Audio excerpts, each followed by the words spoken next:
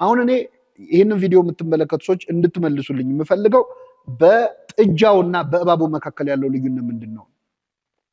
ጥጃው የተሰራው ከተቀጠቀጠ ወርቅ ነው።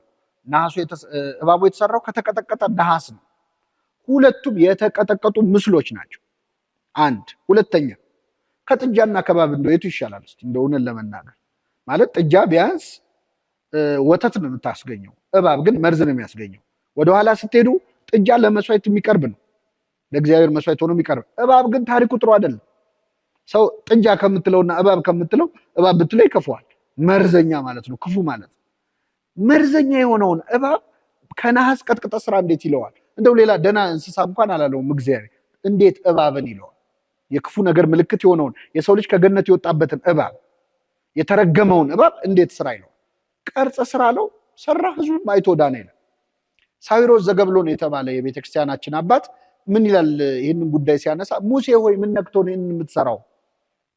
እንደው እግዚአብሔርስ እንዴት እንዲህ ብሎ ሊያዝህ ቻለ? ወደ እባቡ ተመልከቱ ትድናላችሁ እንዴት ይላል? ወይ ወደ ሰማይ ተመልከቱ ትድናላችሁ ለምን አይልም? ወይ ወደ መገናኛው ድንኳን ተመልከቱ እንዴት አይልም? የተረገመ ነገር አይታችሁ ዳኑ እንዴት ይላል እግዚአብሔር?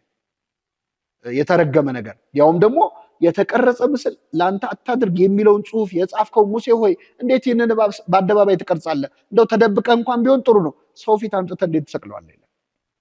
ስለዚህ መመለስ አለበት ማለት ነው። ጥጃ ሲሰራ የተቆጣና 3000 ህዝብ የቀሰፈ እግዚአብሔር በራሱ ትእዛዝ እንዴት እባብ ያሰራል?